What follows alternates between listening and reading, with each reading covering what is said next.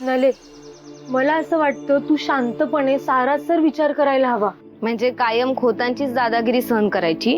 अगं, मी असं कधीच बोलणार नाही नले.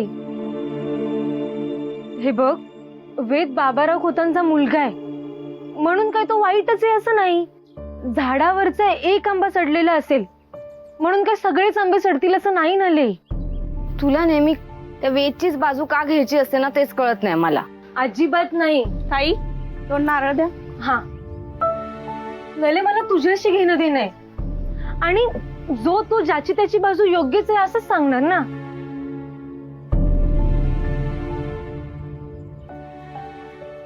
मिताली, पण संकेतचे मित्र पण तिथेच होते, ते पण तेच म्हणाले. आता संकेतचे मित्र संकेतचीच बाजू घेणार हे उघड आहे. पण प्रत्येक वेळी मिताली. नली, बाबाराव खोत कसेही असले तरी गावामध्ये वेदचं इम्प्रेशन चांगलंच आहे. शिवाय वेदने तुला आतापर्यंत मदतच केली आहे ना. दाखवण्यापुरती होती ती. असं संकेतने तुझ्या मनात भरवलं ना. तुला नक्की काय म्हणायचंय? हेच की संकेतने त्याची बाजू मांडली, पण नाण्याच्या दोन्ही बाजू बघायला हव्यात नले. वेद सतत असंच का बोलतोय की संकेत दिसतो तसा नाही? मग वेदच्या बोलण्यात किती तथ्य आहे हे बघायला नको का? समजा वेद बोलतोय ते खरंच असेल तर? मला नाही वाटत तसं. नले, तू खात्री करून घेतलीस का? मला असं वाटतंय की तू संकेतच्या घरी जाऊन भेटायला हवंस. मगच तुला कळेल खरं खोटं काय येते.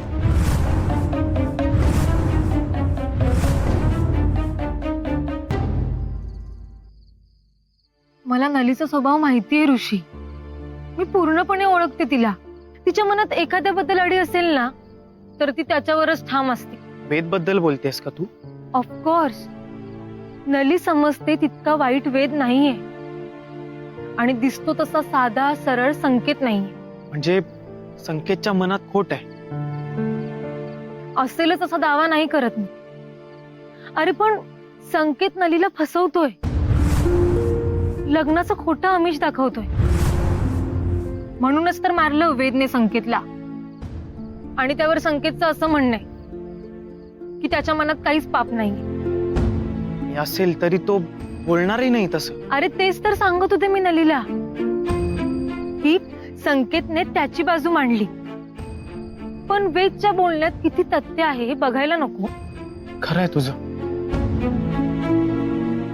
ऋषी, मी वेदला जितकं ओळखते ना त्यावरून वेद उगाच असं वागणार नाही याची खात्री आहे.